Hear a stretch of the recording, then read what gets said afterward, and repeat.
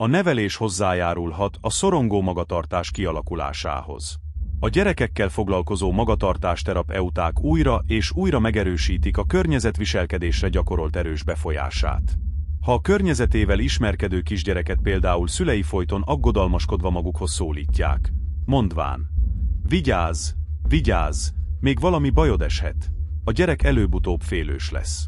Ugyanez történik akkor is, ha a gyereket kíváncsisága túl messzire viszi, és megijed. Ha a szülők ilyenkor agyonba busgatják, megakadályozzák őt abban, hogy szembesüljön a félelmével, felülkerekedjen rajta és elfojtsa magában. A gyerek attól fogva minden ismeretlen, ennél fogva ijesztő helyzetet magától kerülni fog, mert már előre fél tőlük. Christian Klitzper, a pánikkutató is ezt a véleményt erősíti meg. A következőket írja: ha a gyerek valamitől fél, és a szülő indokolatlanul agyondédelgeti, vagy ha gyermeke bátorságát, magabiztosságát figyelmen kívül hagyja, sőt bünteti, mindezzel hozzájárulhat ahhoz, hogy gyermeke később kerülje a környezete kínálta kihívásokat és félénken visszavonuljon. És az olyan szülőtől, aki nem veszi komolyan apró félelmeit, ugyan már ne légy olyan gyáva. Ilyesmitől nem kell félni. Azt is megtanulja a gyerek, hogy félni, az valami negatív dolog. A kutatók nem utolsó sorban arra is rájöttek, hogy a gyerek, már csak azáltal is, hogy megtanul figyelni, a szüleitől vagy más, számára fontos személyektől át is veheti a szorongó elvárás és magatartásmódot. De nem minden gyerek reagál a fent leírtak szerint. Félénk, aggodalmaskodó szülőknek lehetnek merész, talpra esett gyermekei, vagy akár fordítva. Lehetséges tehát, hogy az emberek a félelemben is különböző tanulási készséget mutatnak, ennél fogva különböző szinten kondicionálhatók.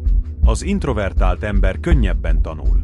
Legalábbis ezt állítja a két pánikkutató, Heinz-Jürgen Izenck és Stanley Rachman. Mindketten abból indulnak ki, hogy az emberek örökletes tényezőktől és kisgyermekkori benyomásoktól, befolyásoktól függően alapvetően két különböző személyiségtípushoz tartoznak. Vagy extrovertáltak, vagy introvertáltak. Az extrovertált embert optimizmus jellemzi, barátságos, aktív és impulzív, az introvertált pedig inkább pesszimista, nyugodt, passzív, magába forduló és könnyebben kondicionálható. Izenck és Rachman azzal indokolja megállapítását, hogy az introvertált ember idegrendszere ingerelhetőbb, ennél fogva felvevőképesebb, mint az extrovertált ember. E feltevésével a két kutató elhagyja a tisztán tanulás és viselkedéselmélet síkját, és a biológiai modellek feltevéseihez közelít. A kognitív fordulat a tanulás és viselkedéselméletben, minthogy az ember nem csak saját testének tapasztalataiból tanul, hanem gondolkodás, kogníció által is. A tanulás és viselkedéselméleteket a 70-es években kiegészítették és továbbfejlesztették az úgynevezett kognitív modellekkel. Ezért beszélnek azóta már kognitív fordulatról is. Elsősorban Albert Bandura, a szociálkognitív irányzatot képviselő amerikai pszichológus és tanuláskutató járult hozzá jelentős mértékben a modern kognitív tanuláselmélethez. Bandura feltevése szerint az ember a már egyszer megtanult viselkedésmódokat gondolatban átvetíti más helyzetekre, és arra számít, hogy azok ott is ugyanolyan sikerrel működnek majd. Ha ismételten tapasztalja, hogy ez így van, kialakul a saját képességeibe vetett bizalma, hogy ismeretlen szituációkat is tud eredményesen kezelni. A félelem Bandura szerint először akkor keletkezik, ha az ember a kívánt eredményt nem éri el és gyámoltalanságot, kontrollja elvesztését éli meg. Nem magát a szituációt éli meg fenyegetőnek és ennek következtében félelemgerjesztőnek, hanem a képtelenségét, hogy úrrá legyen a szituáción. A tanulás- és viselkedéskutatók egy másik csoportja, az úgynevezett attribúciókutatók még tovább mennek. Feltételezik, hogy az átélt kudarcélményt az egyén saját negatív tulajdonságaként értékeli, tehát egy feladat sikertelen teljesítéséért, vagy egy helyzet rossz megoldásáért saját magát teszi felelőssé. Ha ez gyakran megesik, akkor jellegzetes kerülő magatartást alakít ki, hogy védje önérzetét és önbecsülését. A dramatizáló gondolkodás is előidézhet szorongást. Amerikai kutatók ezen kívül azt is megállapították, hogy a pánikbetegek gyakran már az első pánikroham előtt. Utána persze még inkább a legsötétebb színekkel festik az eljövendő helyzeteket és feladatokat. Beprogramozzák magukba a negatív elvárást és ezzel valójában a katasztrófát is. Ez a fajta dramatizáló gondolkodás kondicionálja a szorongást is, ami azután a kerülő magatartáshoz vezet. Ördögi kör. Aaron T. Beck pszichológus egy jogászhallgató esetét hozza fel példaként. A fiatalember éppen vizsga előtt állt.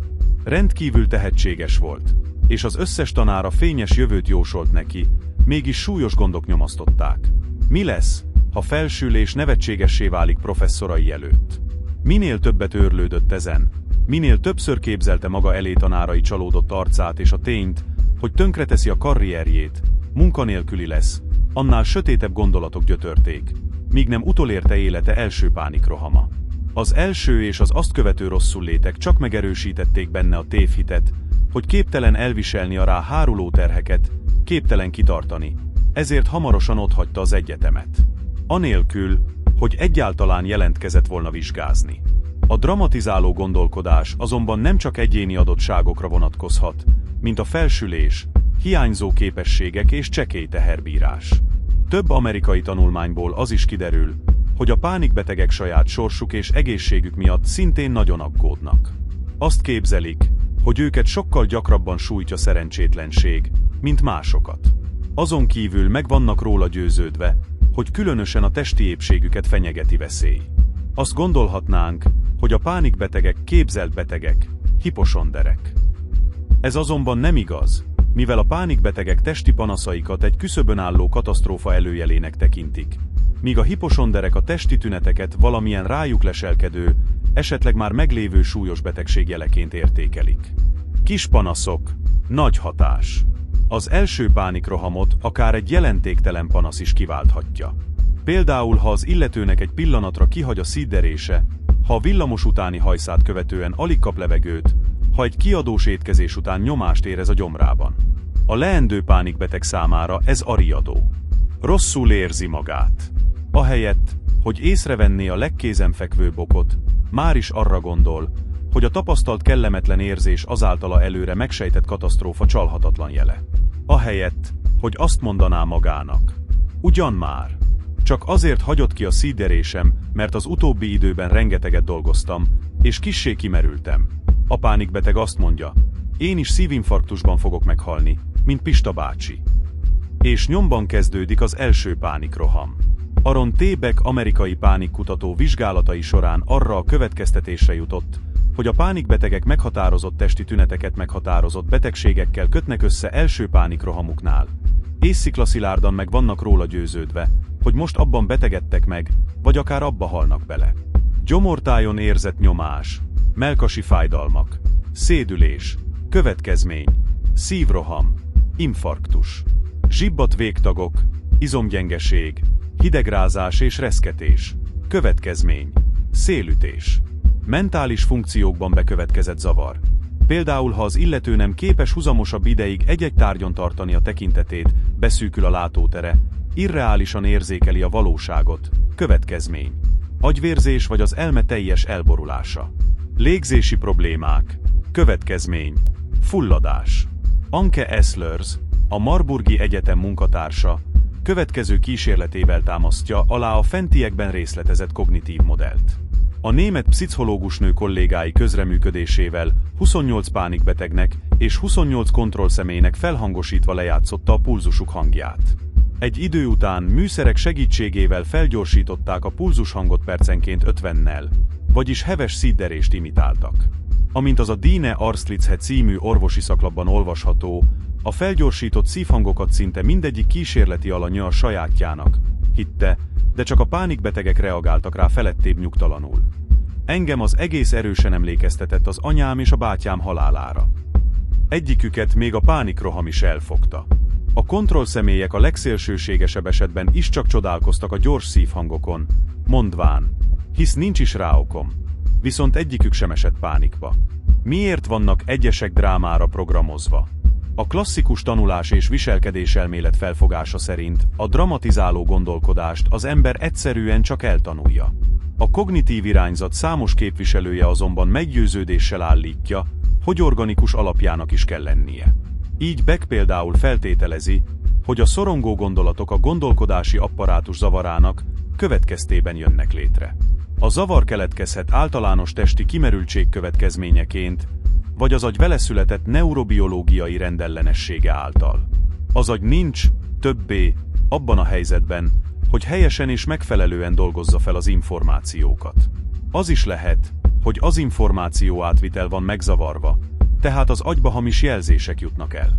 Ezzel Beck és a nézeteit osztó kollégái eltávolodnak a klasszikus tanulás és viselkedés elmélettől, hogy utat nyissanak az organikus biológiai megközelítések felé, amelyek a szorongó magatartást és a pánikrohamokat kizárólag testi okokra vezetik vissza.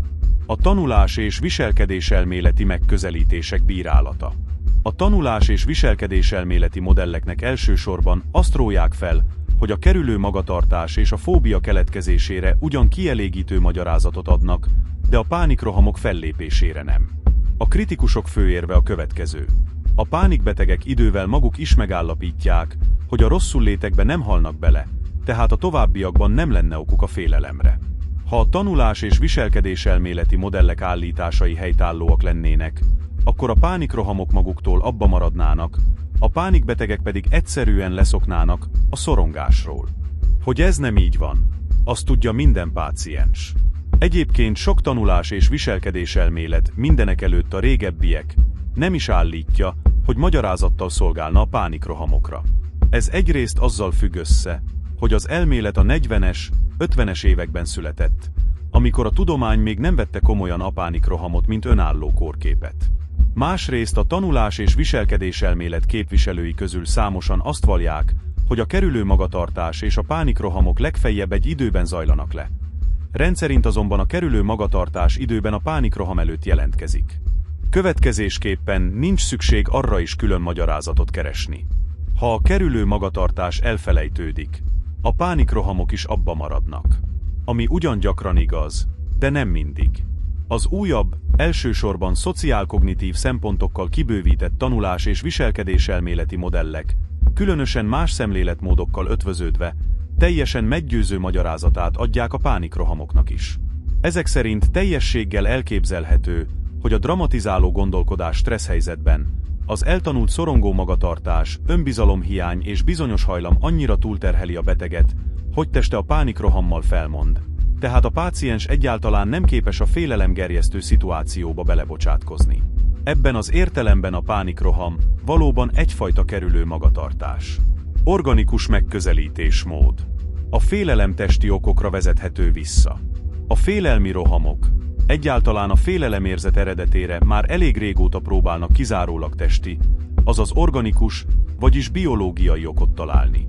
Ez idő alatt számtalan, egymásnak néha gyökeresen ellentmondó magyarázat látott napvilágot.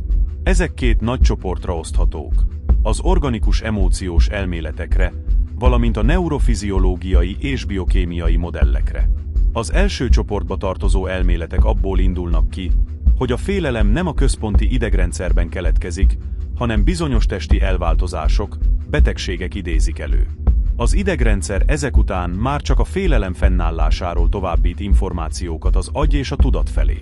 A másik csoporthoz tartozó modellek megalkotói az előbbiekkel szemben épp a központi idegrendszerben zajló folyamatokat teszik felelőssé a félelem kialakulásáért, és az agyban egy úgynevezett kapcsolási hiba után kutatnak.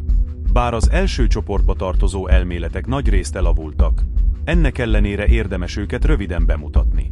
Egyrészt azért, mert az orvosok körében sok helyütt még mindig él az az elképzelés, hogy csupán testi elváltozások okoznak kezelést igénylő szorongásos állapotokat. Másrészt vannak betegségek, amelyek a pánikrohaméhoz hasonló tüneteket váltanak ki, és ezért ezeket a szorongásterápia megkezdése előtt ki kell zárni. Végezetül következzenek a modern biológiai szorongás elméletek. A tartós veszélyérzet szorongást okoz.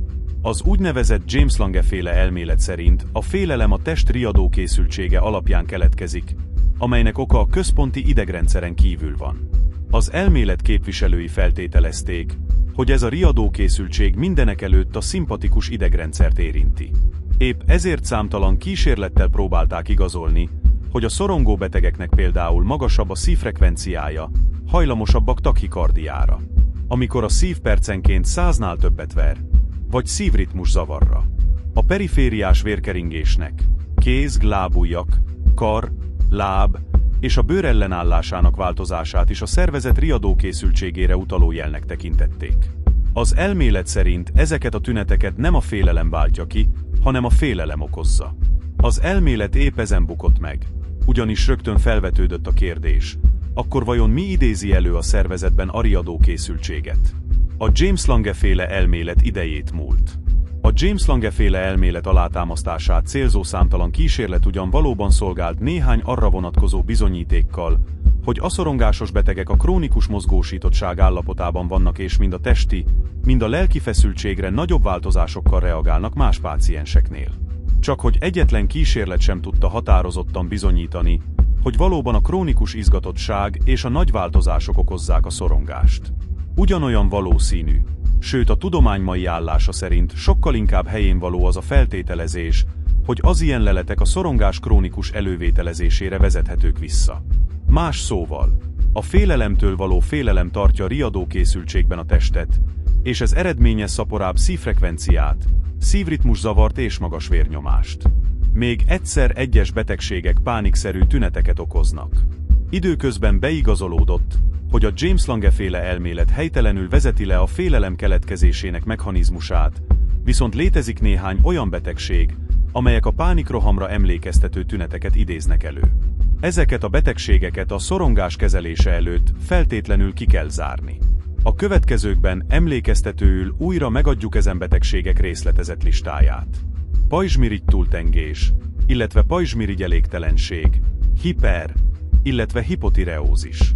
Különféle szívbetegségek, légzőszervi megbetegedések, valamint az ezekből adódó hiperventiláció. Pheochromocytóma, a mellékvesevelő ritka daganata. Cukorbetegség esetén rendkívüli mértékben lesüllyedt vércukorszint, hipoglikémia. Agysérülésre, az agy betegségeire vagy szervi okokra visszavezethető, rendszeresen visszatérő szédülések csak úgy, mint a feltehetően organikus eredetű, túlzottan alacsony vérnyomás. Alkohol, gyógyszer és egyéb kábítószerfüggőség, valamint a hiányuk okozta elvonási tünetek. Pszichiátriai betegségek, skizofrénia és egyéb elmebetegségek, idegrendszeri betegségek, epilepszia.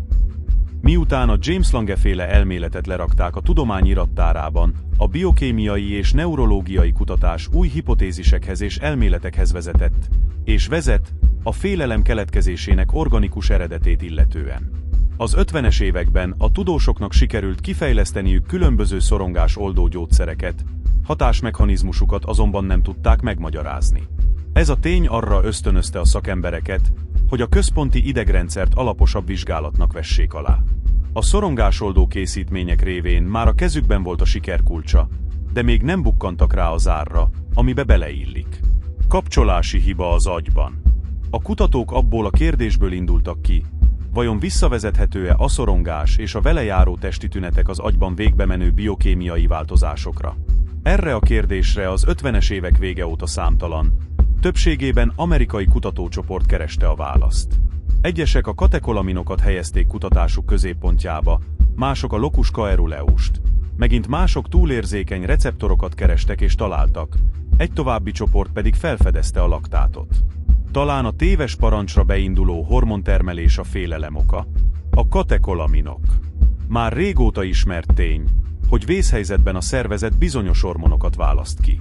Valamennyien ismerjük az adrenalin nevű stresszhormont, amely a noradrenalinnal és egy harmadik hormonnal, amelyik itt nem játszik szerepet, együtt az úgynevezett katekolaminok csoportját alkotja.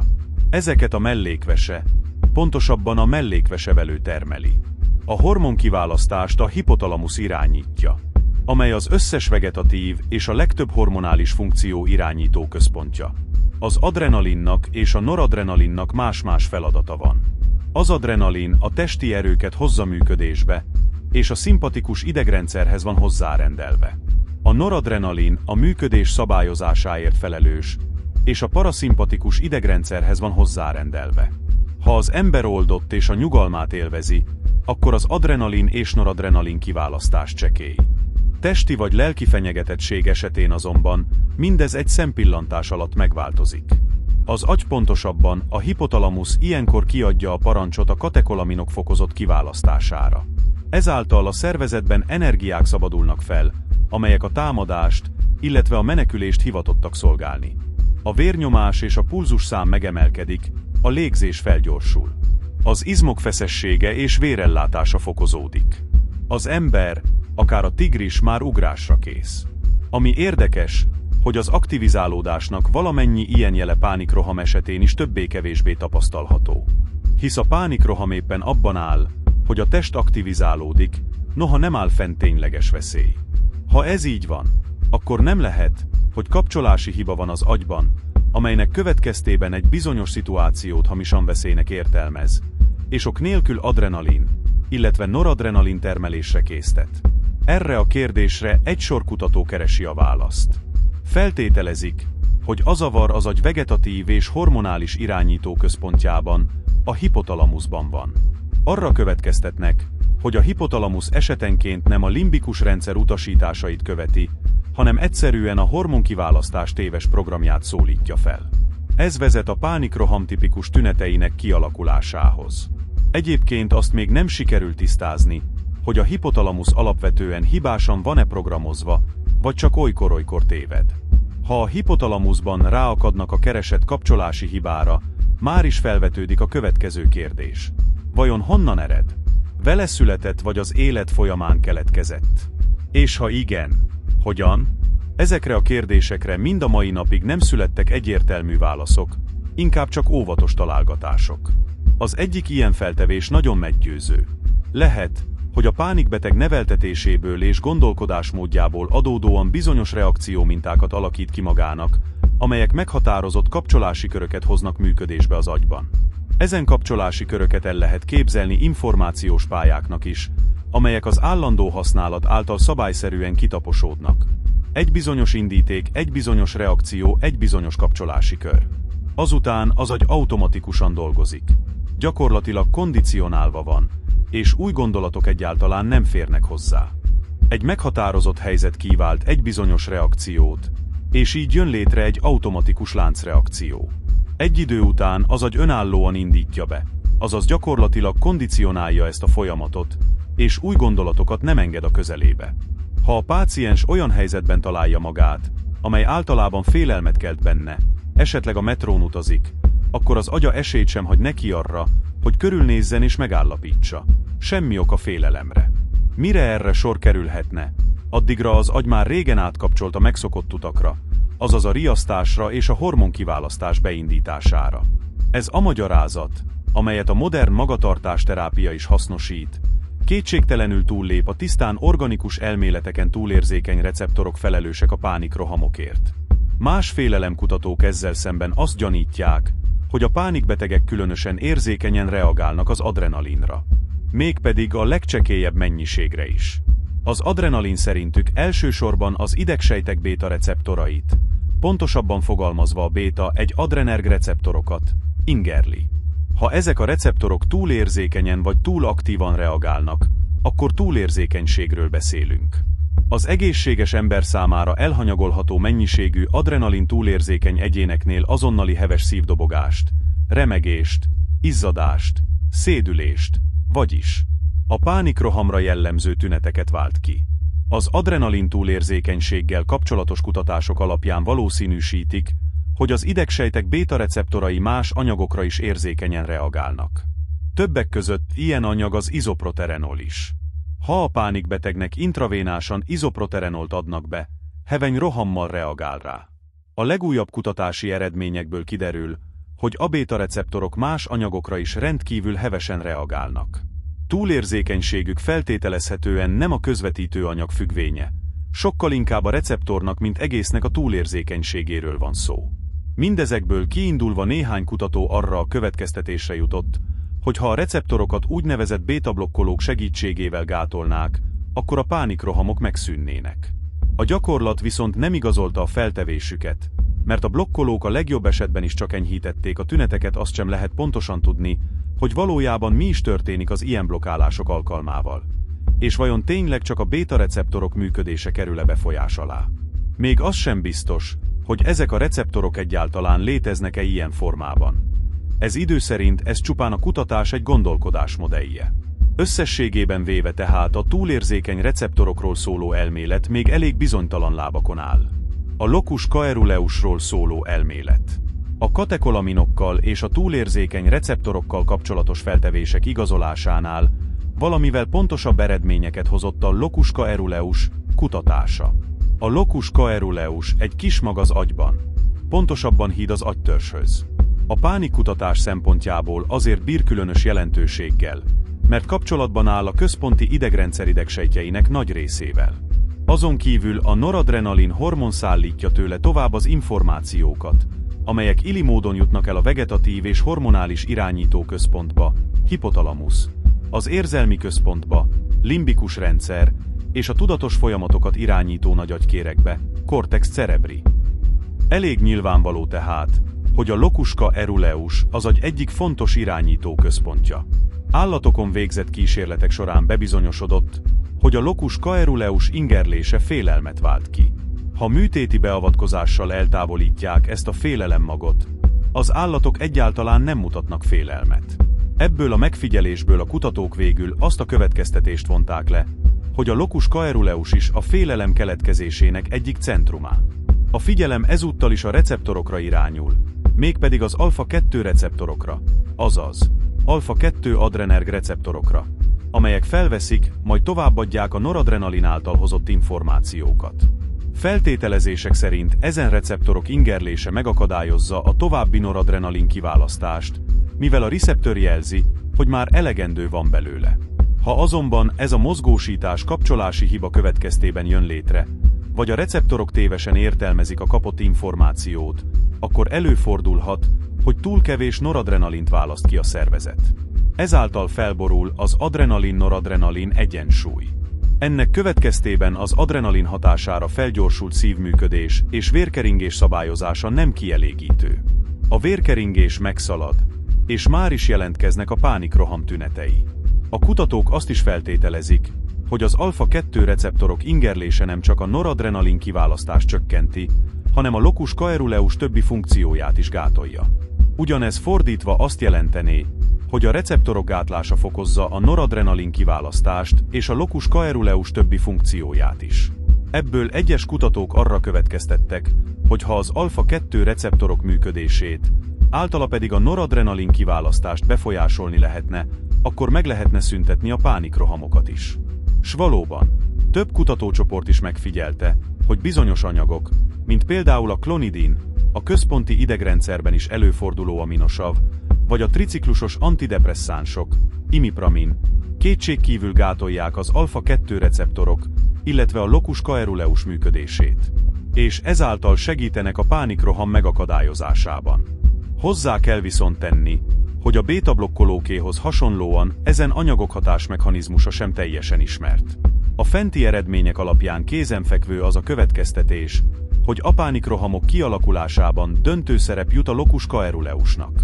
Ami nem tisztázott, maga a locus coeruleus váltja-e ki a rohamokat, tehát nála van a kapcsolási hiba, vagy a receptorok működnek rosszul.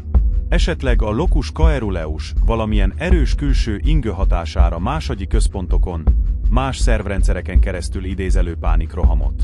Ráadásul a túlérzékeny béta-receptorokhoz hasonlóan itt is fennáll a kétség, egyáltalán léteznek-e ezek az alfa-receptorok. A laktátelméletmerő véletlen során derült fény arra, hogy a pánikbetegek vénájába fecskendezett laktát heveny félelmi rohamot okoz. A 40-es évek végén ugyanis McCohen amerikai neurológus megfigyelte, hogy pácienseit, akik egyébként nem szenvedtek semmiféle organikus szív- és érrendszeri betegségben, nagyobb fizikai igénybevétel után rendszeresen heves roham fogta el. A laboratóriumi vizsgálatok során Cohen megállapította, hogy vérükben túl sok volt a laktát, ebből pedig arra következtetett, hogy a pánikrohamot ez az anyag idézte elő. A laktát a szervezetben zajló cukoranyagcsere végterméke. Az izmok akkor termelik, ha már nem áll rendelkezésükre elegendő oxigén. A legtöbben az izomlázat okozó tejsavként ismerik.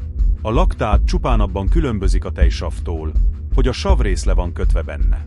A laktátot a máj bontja le. Kezdetben egy sor kísérlet megerősíteni látszott azt a feltevést, hogy a laktát pánikrohamot okoz. Ha a pánikbetegek infúzióban laktátot kaptak, 75%-uknál rögtön jelentkezett a rosszullét. Azt állították, hogy a tünetek azonosak a pánikroham tüneteivel, vagy legalábbis nagyon hasonlítanak rájuk. A kísérleti kontrollszemélyek ezzel szemben lényegesen gyengébben reagáltak a laktátra, ha egyáltalán produkáltak tüneteket, mert voltak olyanok is, akik egyáltalán nem éreztek semmit. Heveny pánikroham egyiküknél sem következett be. A kutatók ráadásul azt tapasztalták, hogy a pánikbetegek kezelésére használt triciklusos antidepresszáns, imipramin, érdekes módon a laktátinfúzió által előidézett rosszullétet is megszüntette.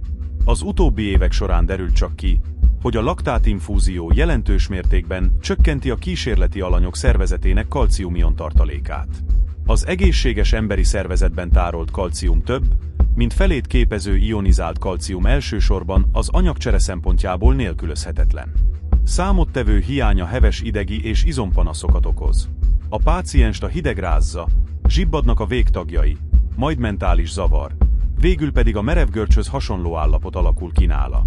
Ezért feltételezi néhány kutató, hogy nem maga a laktát okozza a pánikszerű tüneteket, hanem az ionizált kalcium csökkenése az infúzió során.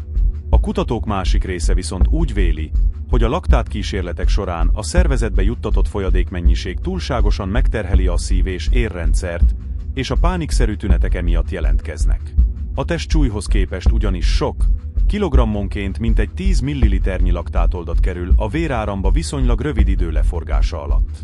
Ez 50 kilós testsúly esetén már fél litert jelent. Ha belegondolunk, hogy ereinkben mintegy 6 liter vér kering, akkor nem nehéz elképzelni, hogy további fél liternyi vagy még annál is több folyadék mekkora terhet jelenthet a szervezet számára. Európai és amerikai tudósok már évek óta keresik a bizonyítékot az egyik vagy a másik laktátelmélet igazolására, de eddig még nem jutottak végleges eredményre. Minden esetre a nagy kutatási hév közepette néhány kérdés elsikkadt. Korántsem minden pánikbetegre igaz, hogy csak fokozott testi igénybevétel után jelentkezik nála a roham. Sok pánikbetegnél pedig szinte soha. Ha a laktát okozza a pánikrohamot, akkor hogyan kerül bele azok vérébe, akik egyáltalán nem sportolnak? Belekerül-e egyáltalán? S mindenek előtt, milyen a félelem keletkezésének laktát okozta pontos mechanizmusa? Ezekre a kérdésekre mindmáig nincsenek kielégítő válaszok. Ezért a laktátelméletre is érvényes, hogy ingatag lábakon áll.